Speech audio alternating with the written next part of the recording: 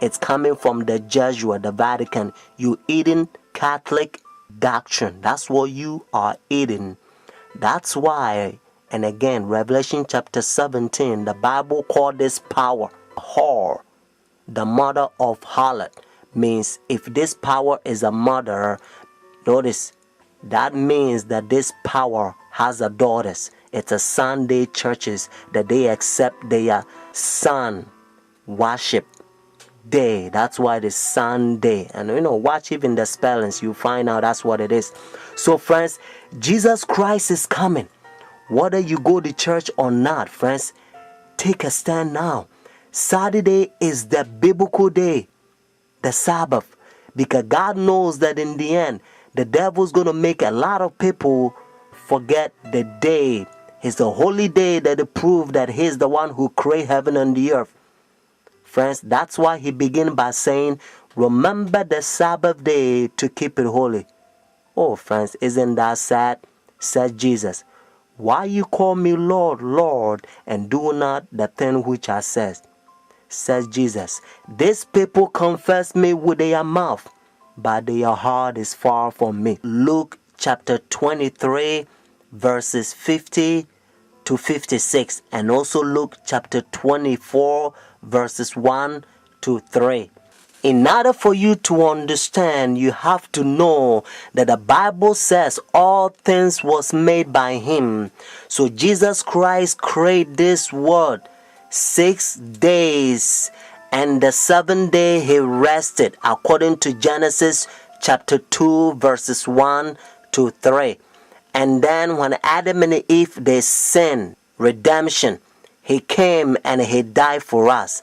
Friday on the cross, Jesus Christ, he says it is finished. And then he rested on the Sabbath day. Notice when the sun was going down, Friday evening, they buried Jesus Christ. So the early day in the morning, notice, according to Luke chapter 24, verses 1 to 3, Jesus Christ rose on Sunday. So Jesus Christ kept the Sabbath after the creation, and he kept the Sabbath after redemption. It's a beautiful thing if you understand. That's what biblical Sabbath is all about. And now look how they're uniting their churches. Notice Sunday churches to so-called the mother of the church. They are ecumenical unity. Your Holiness, may I present Archbishop Kayan Barsamian, Primate of the Eastern Diocese of the Armenian Church in America. May I present Archbishop Yichen Akachi, the Legate and Ecumenical Officer of the Eastern Diocese of the Armenian Church in America and President of the National Council of Churches in the United States. Holiness, may I present Reverend Dr. Donald McCoy, representing the presiding Bishop Mark Hansen of the Evangelical Lutheran Church in America. Holiness, may I present Bishop Jeremiah J. Park, Bishop of the New York Annual Conference of the United Methodist Church.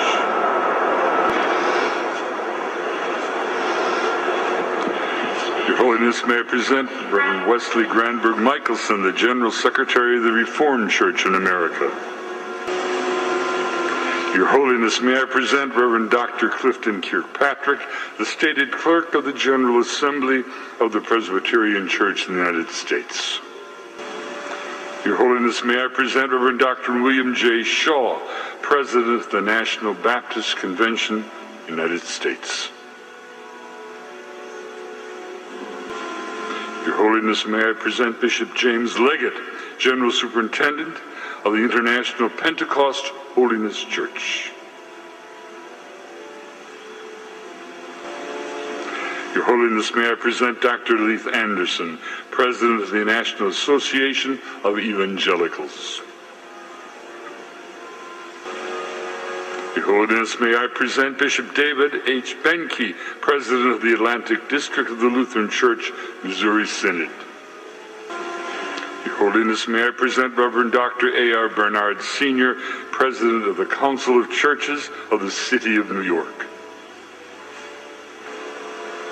Your Holiness, may I present Elder Bernice King, daughter of the civil rights leaders Martin Luther King Jr. and Coretta Scott King.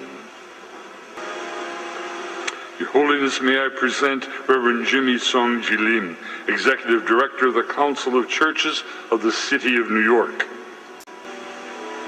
Your Holiness, may I present the Right Reverend Mark Sisk, Bishop of the Episcopal Diocese of New York. Do you understand the language? Your Holiness, and this is how they call this power. He think he is God. That's what their teachings is all about, friends. And you also know that when the religious leaders, when they come to meet this power, they wearing black. Notice, dark color. They represent the sinners, and he represent God. And now listen to what Bible says. This is the chapter. Notice 2 Thessalonians chapter 2. This is the chapter the Protestant Sunday churches, their forefathers, they used to protest against this power during dark ages, and they call them Antichrist. Notice Antichrist. But now you don't hear from Sunday churches anymore, because they betray their forefathers. Let's start from verse 3. Notice 2 Thessalonians chapter 2. Let no one deceive you by any means, for that day will not come unless the falling away comes first, and the man of sin is revealed, the son of perdition, who opposes and exalts himself above all that is called God, all that is worshipped, so that he sit as God in the temple of God, showing himself that he is God. Do you not remember that when I was still with you, I told you these things? And now you know what is restraining, that he may be revealed in his own time. Notice what it says in verse 7. For the mystery of lawlessness is already at work.